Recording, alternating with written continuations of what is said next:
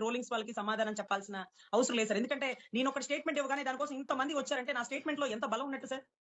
ఏదో ఆవిడ మాట్లాడిందిలేండి, ఎవరు వింటారు, ఎవరు నమ్ముతారు, దాని గురించి ఎందుకండి. మా నాయకుడు గొప్పవాడని నేను చెప్పుకోవాలి కదా. నేను మాట్లాడిన దాని గురించి అనలైజ్ చేస్తూ అవే అలా కాదండి. ఇప్పుడు మనం రోడ్డు మీద వెళ్తున్నప్పుడు పిచ్చి కుక్క పదే పదే మనం మొరుగుతా ఉందనుకోండి, మనం ఏం చేస్తాం? అదేదో పిచ్చి కుక్క, అది అలాగే మొరుగుతా ఉంటది, అది అలాగే అరుస్తూ ఉంటది, మనకెందుకు వచ్చింది ఆ పిచ్చి కుక్కతో అని చెప్పేసి మనం పక్కకి వెళ్ళిపోం. కానీ ఆ పిచ్చి కుక్క ఏమనుకుంటుంది, నేను ఎంత మురిగినా నన్ను ఏమీ అనట్లేదు కదా, నేను ఎంత అరిచినా నన్ను ఎవరు ఏమనట్లేదు కదా, కనీసం చావదులదయ్యి అని కూడా అనట్లేదు కదా అని చెప్పేసి ఆ కుక్క ఏం చేస్తుంది? కరవడానికి ధైర్యం చేస్తుంది. కాబట్టి ఏ కుక్కకైనా పవన్ కళ్యాణ్ గారిని కానీ, జనసేన పార్టీని కానీ, మమ్మల్ని కానీ కరిచే అవకాశం మేము ఇవ్వం. ప్రతి కుక్కని పట్టించుకుంటాం. అది ఆడ కుక్క అవ్వచ్చు, మగ కుక్క అవ్వచ్చు, పిచ్చి కుక్క అవ్వచ్చు, గజి కుక్క అవ్వచ్చు, చిన్న కుక్క అవ్వచ్చు, పెద్ద కుక్క అవ్వచ్చు, ఏ కుక్క అయినా అవ్వచ్చు.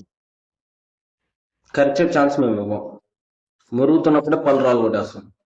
అలాగే రజనీ గారు, మీరు మాట్లాడుతున్నప్పుడు కూడా మీ అందరికీ ఖచ్చితంగా మీకు జవాబు, మీకు రిప్లై, మీకు కౌంటర్ ఇవ్వాల్సిన బాధ్యత మా అందరి మీద ఉంటుంది. కాబట్టి మేము మాట్లాడుతామండి.